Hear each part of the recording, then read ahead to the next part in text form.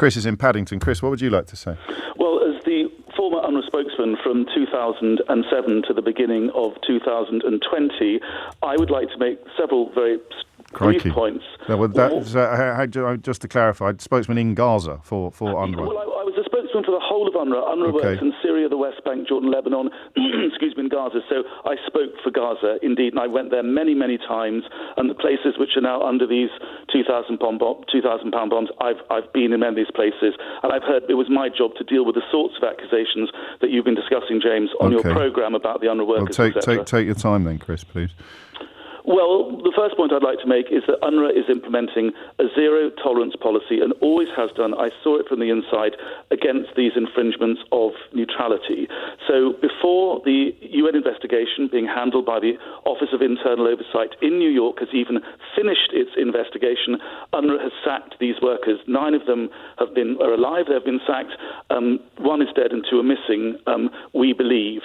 That is the equivalent, James, of an enemy of you coming to LBC and saying, I've got some information about James O'Brien. He's been colluding with terrorists, and we want you to sack him, and LBC sacks you.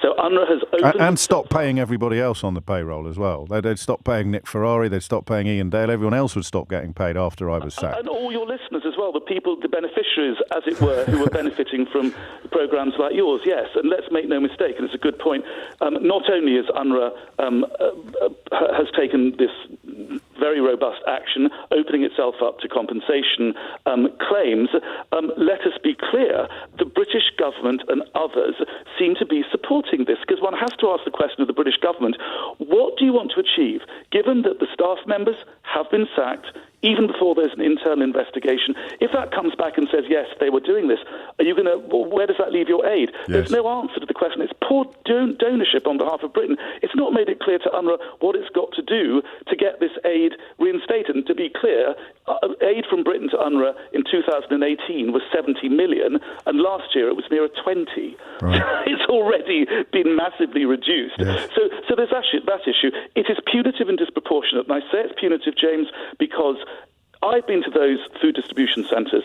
It's the women coming in with their suckling babies, the newborn. It's the sick. It's the elderly. It's the dying. It's the wounded. It's the children with 90% burns who are gasping their last gasp. Those are the people who are going to be punished by this British decision. It's immoral, it's a disgrace, and it should be reversed.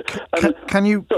no, that's very powerful. And pretty unequivocal, which possibly makes a mockery of my next question. Can you rationalise it? Because none of us have managed to so far. What are they hoping to achieve? I suppose the most obvious answer is they are in lockstep with whatever America does. Yeah, but I mean, how do you rationalise the irrational? I don't know. I mean, what is happening is that I think Britain is marching to America's tune. Yes. I think there is huge pressure from the Israelis. This is all on the front page of the New York Times this morning. And guess what? They leaked it the day after an ICJ decision which found that Israel, there was plausible evidence that Israel was basically a genocide suspect on parole. That's effective, as you say, the country, the grouping for whom the word genocide was created, who just lived through the appalling events of the Second World War, now those people, that country, they now stand accused of perpetrating those very things.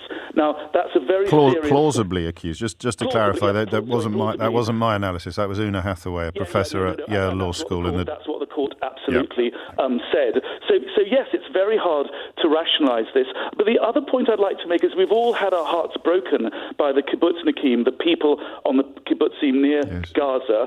And what's happened is it appears that if Israel had this information 3.5 months ago, those people in those kibbutzim have been denied accountability, while Israel, allegedly, I don't know if this is what they've done, but I imagine they've had this information that's been around on social media for a very long time.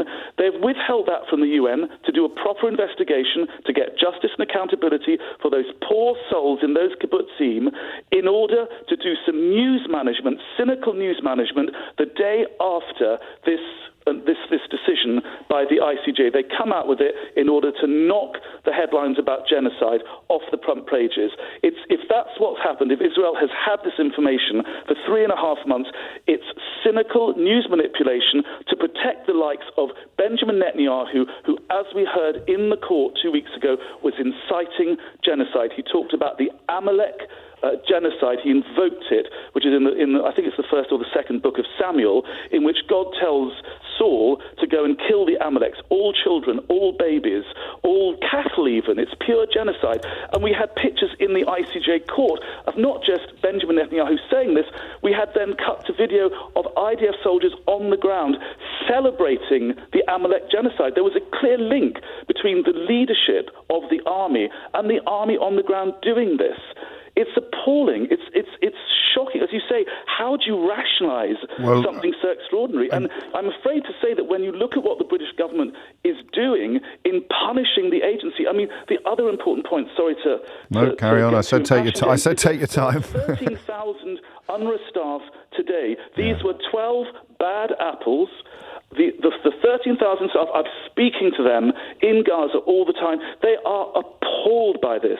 152 of them have been killed, and in spite of that, this is their finest hour, frankly. They are determined to carry on delivering humanitarian services to some of the most desperate people in the Middle East, and they are as revolted by these accusations, if they're true, as the rest of us are.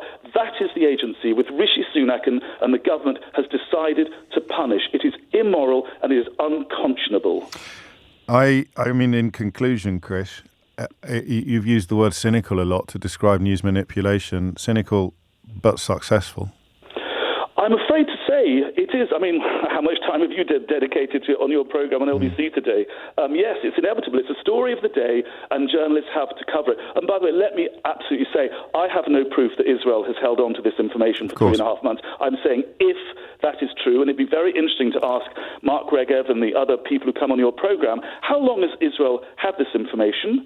And why did it come out with it the day after that it was, it came up after the indictments that we heard in the ICJ? Why is that? Because if it is, they have been holding on to it. It's denied justice. It's delayed justice and accountability for those poor people in that kibbutz.